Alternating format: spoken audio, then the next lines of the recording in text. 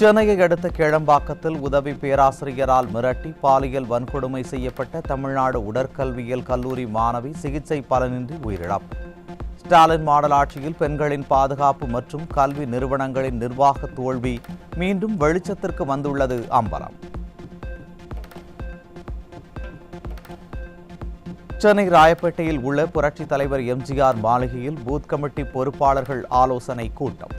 அதிமுக பொதுச் செயலாளர் எடப்பாடி கே பழனிசாமி தலைமையில் நடைபெற்ற ஆலோசனை கூட்டத்தில் தலைமை நிலைய செயலாளர் SP வேலுமணி உள்ளிட்ட கழக நிர்வாகிகள் பங்கேற்பு.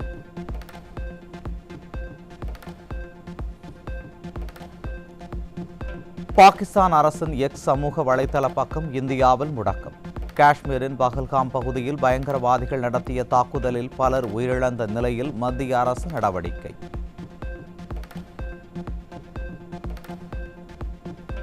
இந்தியாவுடனான பதற்றமான சூழல் நிலவி வரும் நிலையில் பாகிஸ்தான் ஏவுகணை சோதனைக்கு தயாராகி வருவதாக தகவல். பாகிஸ்தானின் கராச்சி பகுதியில் கண்டம் விட்டு கண்டம் தாவும் ஏவுகணை சோதனையை அடுத்த 2 நாட்களுக்கு நடத்த ஆயுத்தமாகி வருவதாக தகவல்.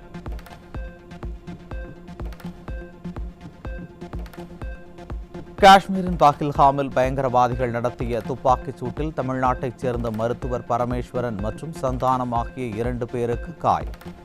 பஹல்காமில் உள்ள மருத்துவமனையில் இருவருக்கும் சிகிச்சை அளிக்கப்பட்டு வந்த நிலையில் மருத்துவர் பரமேஸ்வரன் மேல் சிகிச்சைக்காக டெல்லி எய்ம்ஸ் மருத்துவமனைக்கு மாற்றப்பட்டார்.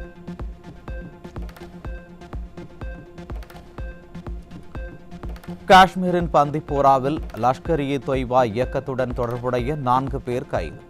ஆயுதங்கள், வெடிப்பொருட்கள் பறிமுதல்.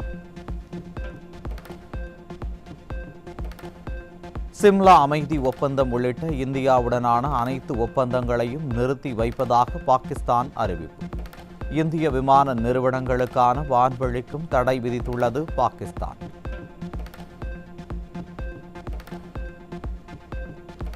சர்வதேச எல்லையில் இந்திய எல்லை பாதுகாப்பு படை வீரரை பாகிஸ்தான் ராணுவத்தினர் சிறைப்பிடிப்பு. தவறுதலாக எல்லை தாண்டி பாகிஸ்தானுக்குள் சென்றதாக தகவல்.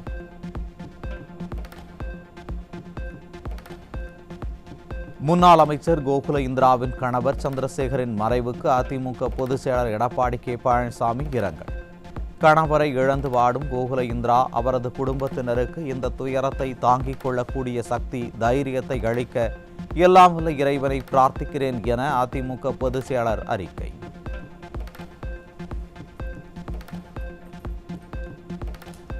முன்னாள் அமைச்சர் கோகுல இந்திராவின் கணவர் மறைவையொட்டி அதிமுக பொதுச் செயலாளர் எடப்பாடி கே பழனிசாமி நேரில் சென்று அஞ்சலி செலுத்தி ஆறுதல்.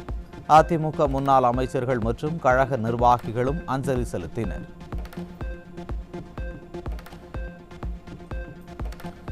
$1.40 கோடி சொத்து சேர்த்த வழக்கில் அமைச்சர் துரைமுருகன் அவரது மனைவியை விடுவித்த உத்தரவு ரத்து. 2வது சொத்து குவிப்பு வழக்கின் விசாரணையை 6 மாதங்களுக்குள் முடிக்க வேண்டும் என்று வேலூர் நீதிமன்றத்திற்கு சென்னை உயர்நீதிமன்றம் உத்தரவு. சைவம் மற்றும் வைணவம் குறித்து சர்ச்சைக்குரிய வகையில் பேசிய திமுக அமைச்சர் பொன்முடியை பதவி நீக்கம் செய்ய கோரிய வழக்கு. தமிழக அரசு பதிலளிக்க உத்தரவிட்டு வழக்கின் விசாரணையை ஜூன் 19ஆம் தேதிக்கு ஒத்திவைத்தது சென்னை உயர்நீதிமன்றம்.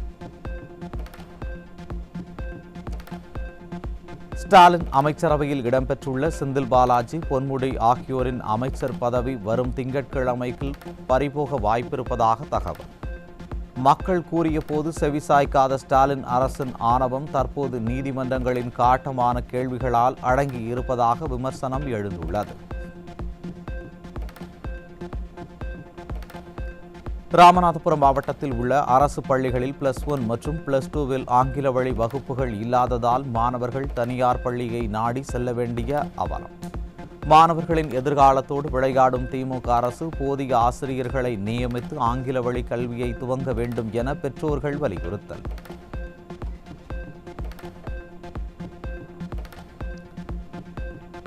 பல்கலைக்கழகங்களின் துணைவேந்தர்களை உடனடியாக நியமிக்க நீதிமன்றம் உத்தரவிட்டு ஸ்டாலின் அரசு கும்பகர்ண தூக்கத்தில் இருப்பதால் மாணவர்களின் தேர்வு, பட்டம், புதிய திட்டங்கள் தாமதம்.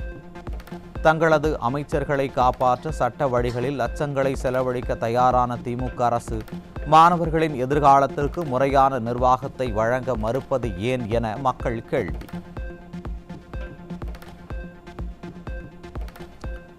திமுக ஆட்சியில் 10 பல்கலைக்கழகங்களுக்கு துணைவேந்தர்கள் இல்லாமல் ஊசலாடும் உயர்கள். நிர்வாக திறனற்ற திமுக ஆட்சியில் ராணியும் இல்லாத ராஜ்யத்தை போல் துணைவேந்தரும் இல்லாத பல்கலைக்கழகங்கள் நடைபெற்று வரும் நிலையில் கருணாநிதி பெயரில் புதிய பல்கலைக்கழகமா என மக்கள் கேள்வி.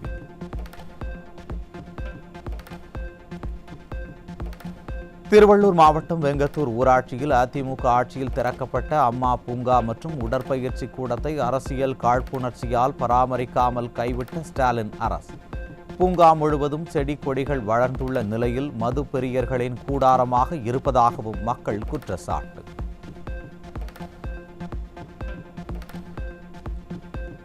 சென்னை வானகரம் அருகே பிரபல அடுக்குமாடி குடியிருப்பு கட்டிடத்தில் கூலி வேலை செய்யும் பெண்ணிடம் லிப்டில் பாலியல் அத்துமீறலில் ஈடுபட்ட இளைஞர் தப்பி ஓட்டம். பெண்கள் பாதுகாப்பில் ஸ்டாலின் அரசின் அலட்சியத்தால் அடுக்குமாடி குடியிருப்புகளிலும் பெண்களுக்கு எதிரான பாலியல் வன்முறைகள் அதிகரித்துள்ளதாக குற்றச்சாட்டு.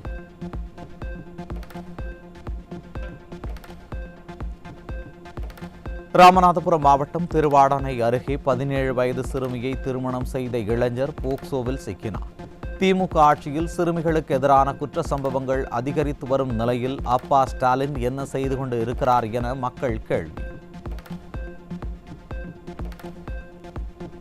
திருப்பத்தூர் மாவட்டம் நாற்றம்பள்ளி அருகே 11ஆம் வகுப்பு மாணவிக்கு பாலியல் தொல்லை தந்த முன்னாள் ராணுவ வீரர் போக்சோவில் பிடிபட்டார். அப்பா ஸ்டாலின் ஆட்சியில் பெண்களுக்கு எதிரான குற்ற சம்பவங்கள் தொடர்ந்து அதிகரித்து வருவதால் வெளியில் செல்லவே அச்சப்படும் சிறுமிகள். திருச்சி மாவட்டம் திருவெரும்பூரில் கல்லூரி மாணவர்களை குறிவைத்து விற்கப்பட்ட போதை மாத்திரைகள், கஞ்சா போதைப் பொருட்கள் பறிமுதல். நிர்வாக திறனற்ற ஸ்டாலின் ஆட்சியில் ஏவல் துறை போதைப் பொருட்களை கட்டுப்படுத்த முடியாமல் திணறி வருவதாக பொதுமக்கள் குற்றச்சாட்டு.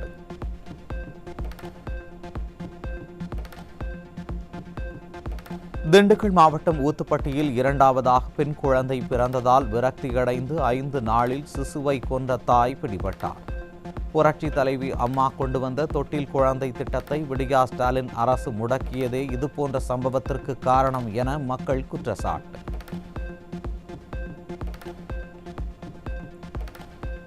ராமநாதபுரம் அரசு மருத்துவக் கல்லூரி மருத்துவமனையில் மின்தடை ஏற்பட்டதால் நோயாளிகள் கடும் அவதி. திமுக ஆட்சியில் மின்தடை அதிகரித்து வருவது தொடர்கதையாகி வரும் நிலையில் மருத்துவமனை நிர்வாகம் மாற்று ஏற்பாடுகள் செய்யாமல் அலட்சியத்துடன் செயல்படுவதாக குற்றச்சாட்டு. தஞ்சை ராஜா மிராசுதாரர் அரசு மருத்துவமனையில் கர்ப்பிணிகள் வார்டில் தீ விபத்து ஏற்பட்டதால் அவசரமாக வெளியேற்றப்பட்ட நோயாளிகள்.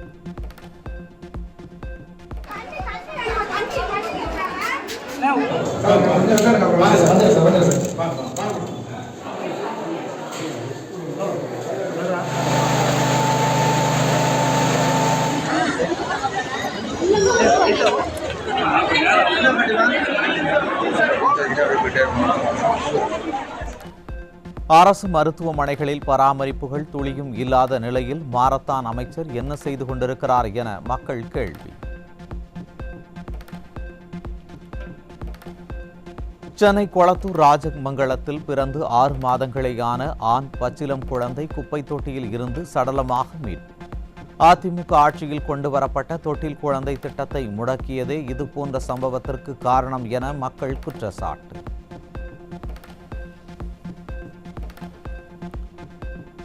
தெலங்கானாவில் இருந்து தமிழகத்திற்கு ரயில் மூலம் கடத்தப்பட்ட 10 கிலோ கஞ்சா கடலூர் மாவட்டம் சிதம்பரம் ரயில் நிலையத்தில் பிடிபட்டது. விடியா ஸ்டாலின் ஆட்சியில் அண்டை மாநிலங்களில் இருந்து போதைப்பொருள் கடத்தல் அதிகரித்து தமிழகம் கடத்தல் கும்பலின் கேந்திரமாக மாறிவிட்டதாக மக்கள் குற்றச்சாட்டு.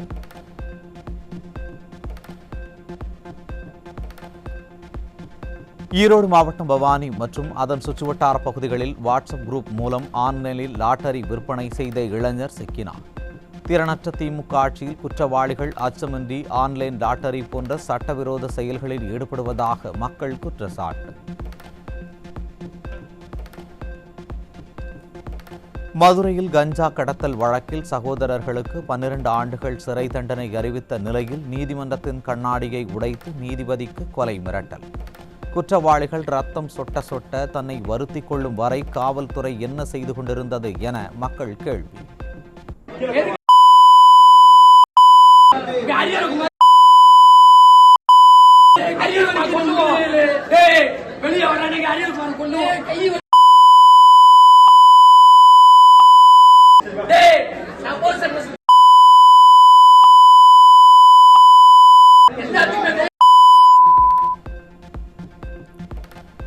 திருப்பூர் மாவட்டம் தாராபுரத்தில் வெறிநாய் கடித்ததில் 2 நாட்களில் 25 பேர் படுகாயமடைந்து மருத்துவமனையில் சிகிச்சை பெறுவதால் பொதுமக்கள் அச்சம்.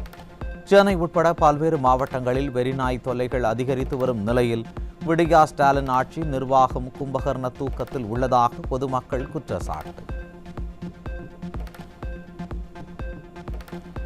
திருவள்ளூர் மாவட்டத்தில் கடந்த பிப்ரவரி மாதத்தில் மட்டும் 188 விபத்துக்கள் நடந்துள்ள நிலையில் 49 மரணங்கள் நிகழ்ந்துள்ளதாக அதிர்ச்சி தகவல்.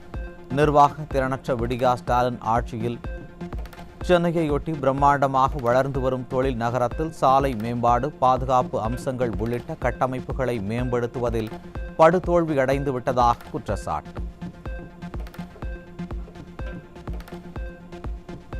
பத்திரப்பதிவுத்துறை 5.80 கோடி ரூபாய் வருவாய் ஈட்டியுள்ளதாக துறை அமைச்சர் பெருமைப்பட பேசிய நிலையில் புதிதாக 66 மாதிரி பத்திரப்பதிவு அலுவலகங்கள் எங்கு, எப்போது, எவ்வளவு நிதியில் அமைக்கப் போகிறோம் என்பதை கூறாதது ஏன் என மக்கள் கேள்வி. தேர்ந்தெடுக்கப்பட்ட சட்டமன்ற உறுப்பினர்கள் முன்னிலையில் சட்டப்பேரவையில் கூறாத அமைச்சர் எப்போது இதை கூறுவார் என்றும் இந்த திட்டமும் விளம்பரம்தானே என்றும் கிண்டல்.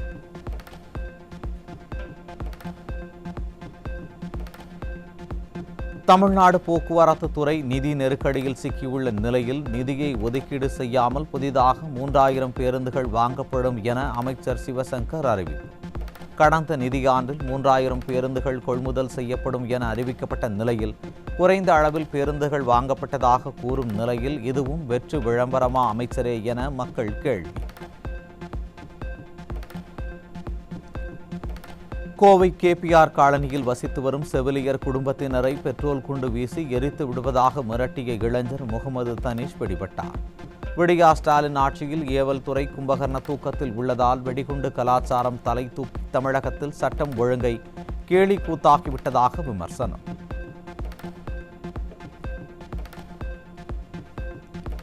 ₹1000 கோடி ஊழல் வழக்கில் விசாரணைக்கு நேரில் ஆஜராகுமாறு டாஸ்மாக் நிர்வாக இயக்குநர் விசாகனுக்கு அமலாக்கத்துறை சம்மன்.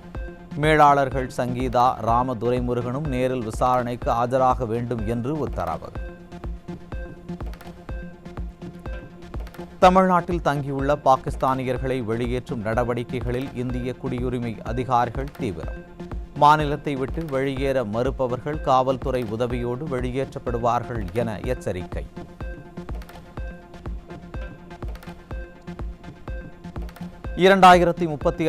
ஆண்டுக்குள் இந்தியாவின் சொந்த விண்வெளி நிலையம் அமைக்கப்படும். இஸ்ரோ தலைவர் நாராயணன் அறிவிப்பு.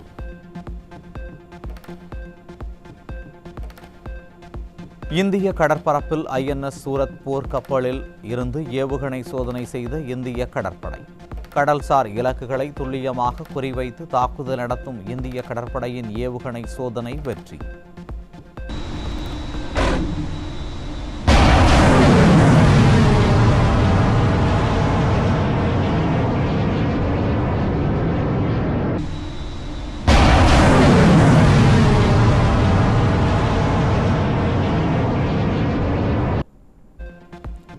பகல்காமில் துப்பாக்கி சூடு நடத்தி 28 பேரை கொன்ற தீவிரவாதிகளுக்கு ஆதரவாக பேசிய அசாம் மாநில MLA அமினுல் இஸ்லாம் தேச துரோக வழக்கில் பிடிபட்டார். பாகிஸ்தானுக்கு ஆதரவாகவும் தீவிரவாத செயல்களை நியாயப்படுத்தியும் பேசுபவர்கள் மீது கடும் நடவடிக்கை எடுக்கப்படும் என அசாம் அரசு எச்சரிக்கை. தென்கொரியாவில் நடைபெற்று வரும் சேலஞ்சர்ஸ் கோப்பை டென்னிஸ் போட்டியில் ஆடவர் இரட்டையர் பிரிவில் இந்தியாவின் ராமநாதன் ஜோடி அரையிறுதிக்கு முன்னேற்றம். 1 மணி நேரம் 40 நிமிடங்கள் விறுவிறுப்பாக நடைபெற்ற ஆட்டத்தில் ஆஸ்திரேலியா ஜோடியை 7-6, 7-6 என்ற நேர் செட் கணக்கில் இந்தியா ஜோடி வீழ்த்தியது.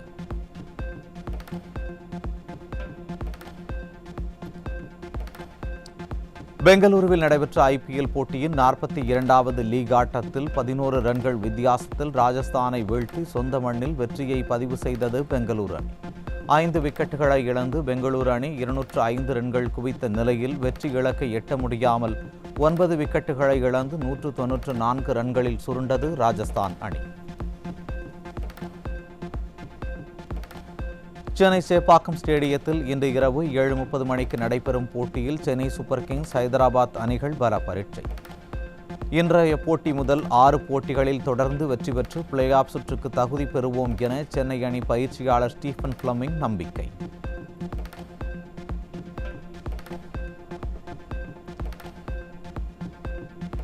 தெலுங்கு முன்னணி நடிகர் நானியின் நடிப்பில் வெளியாக உள்ள ஹிட் 3 திரைப்படத்தின் 3வது பாடல் ப்ரோமோ இன்று வெளியாகிறது. மே 1ஆம் தேதிக்கு திரைக்கு வரவுள்ள இந்த படத்தின் 2 பாடல்கள் ஏற்கனவே வெளியாகியுள்ள நிலையில் 3வது பாடலை இசையமைப்பாளர் அனிருத் பாடியுள்ளார்.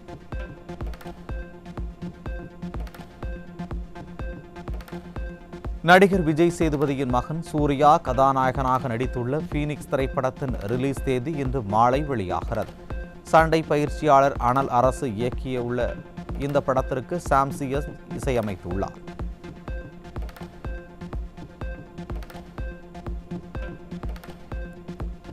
காசா மீது இஸ்ரேல் நடத்திய வான்வெளி தாக்குதலில் 44 பேர் உயிரிழந்ததாக பரிதாபம். ஜபாலியில் உள்ள ஹமாஸ் போர் கட்டுப்பாட்டு மையமும் தகர்க்கப்பட்டதாக இஸ்ரேல் ராணுவமும் அறிவிப்பு.